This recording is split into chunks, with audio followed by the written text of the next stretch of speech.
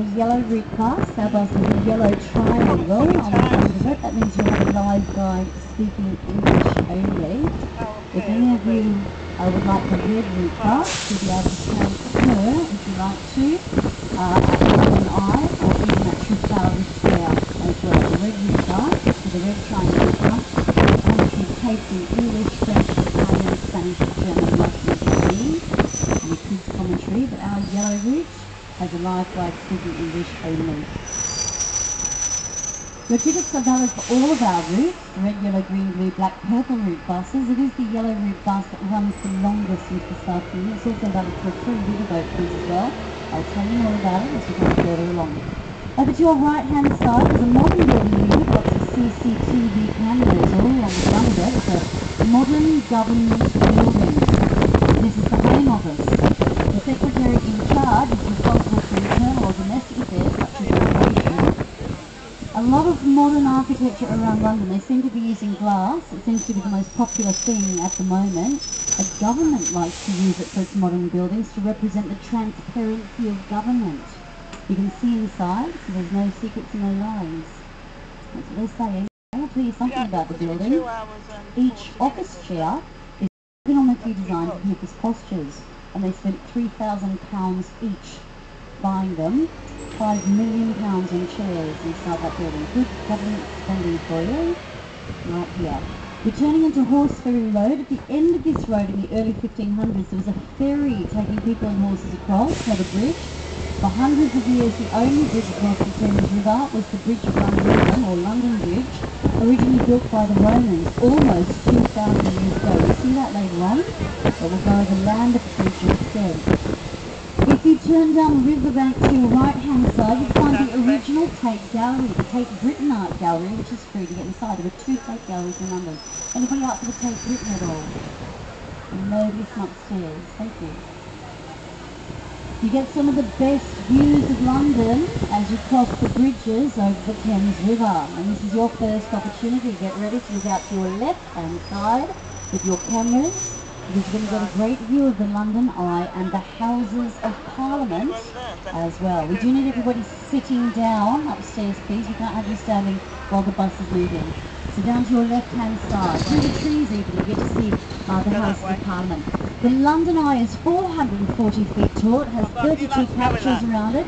It looks like it's not that it is. It takes half an hour to go the whole way around. And the Houses of Parliament, where our government, House of Lords and House of Commons, make decisions for our government. That's open for tours until the 29th of September. So you could go buy tickets to go inside, £12 for adults and less for children to go in there.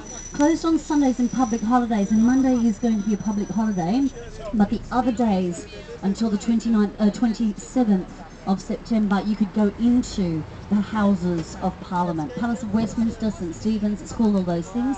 All those things are correct. Over to your right hand side we have the oldest lived-in palace in London. It belongs to the church, it's not even a royal palace. The gateway that we see ahead of us was built back in the 1480s. It was standing before Christopher Columbus sailed the ocean blue in 1492. It is that old.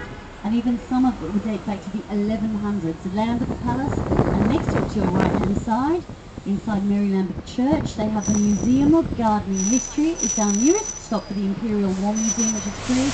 Anybody out for Lambeth at all? Nobody from upstairs. Thanks. So the person who gets to live inside the red brick palace, very old red brick palace to your right hand side, Lambeth Palace, is the 104th Archbishop of Canterbury, Dr. Lord. He is also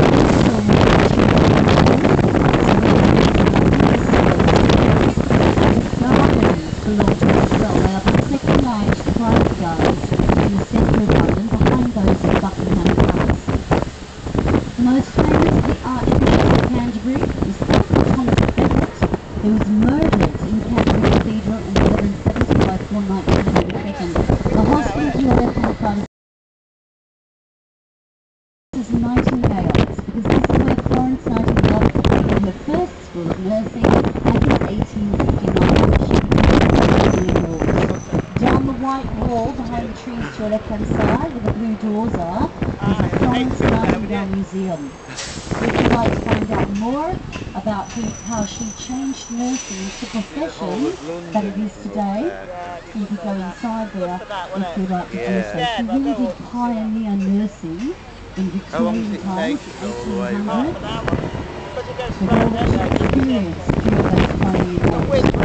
We're going to be turning the corner and coming up for our next stop, and that's going to be on Westminster Bridge. If anybody's out for the London Eye, this is your stop. If anybody's out for the Florence Nightingale Museum, if you're out for the aquarium, if you want to go Finding Nemo, if you're out for the Salvador Dali universe, which has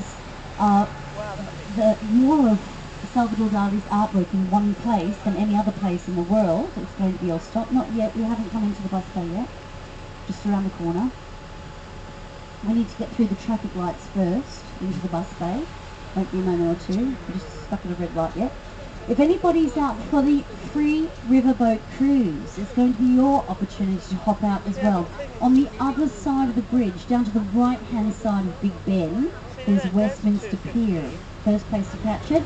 The timetable for the riverboat cruise, Westminster Pier to Tower Pier to Greenwich Pier and back again, is on the back of your map. And it's up to you to check which time, what pier you would like to catch that from. So we're just coming into the bus bay right now. The traffic lights are behind us across the road, up over the bridge, or out to your right-hand side of the riverbank to the aquarium, the Salvador Dali University in London Eye. This is our stop right here. Riverboat cruise, London Eye, aquarium, Salvador Dali Universe, and the Florence Nightingale Museum. Come on our own and we've got all day long, we can just do it, can't we? Do the whole thing.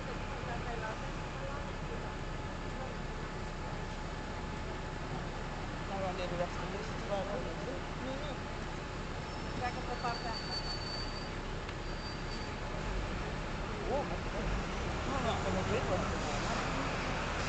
Yeah.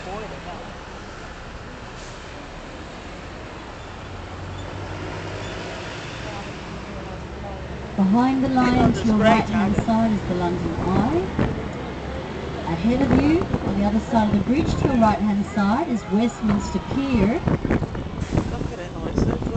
And off to your left-hand side, you have the Houses of Parliament. On the start in the 1000s, a royal tunnel was built.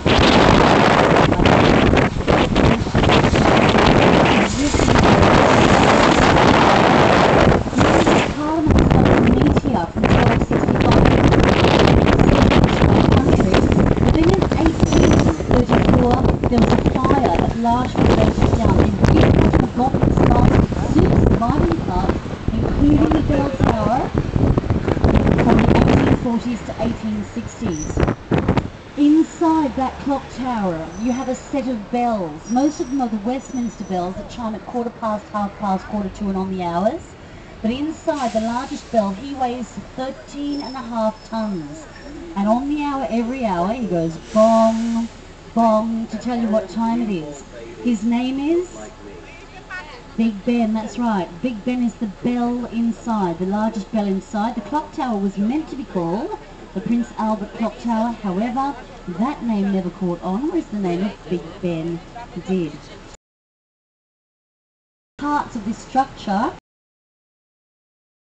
please, we'll have a stop at the moment. Up to your left-hand side, you have a large hall. It has a large arched window with a long, steep roof. Westminster Hall survives of the original palace. It was built back in 1097 by William Rufus, William II, the son of William the Conqueror. It was used as a courthouse for hundreds of years. In 1305, William Morris Braveheart had his trial there. In the 1500s, Anne Boleyn. In 1605, Guy Fawkes. And in 1649, Charles I had his trial there as well, all found guilty or executed for high treason. Over to your left is St Margaret's Church in Westminster. St Margaret's Church is the local parish church to members of Parliament. It's where Sir Winston Churchill married his sweetheart, Lady Clementine Hosier, 100 years ago.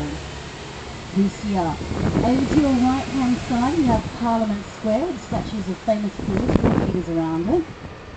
On the front corner to your right-hand side is a statue of Sir Winston Churchill, our great World War II Prime Minister. He is the only statue to be lit up with a spotlight at night time, and rightly so.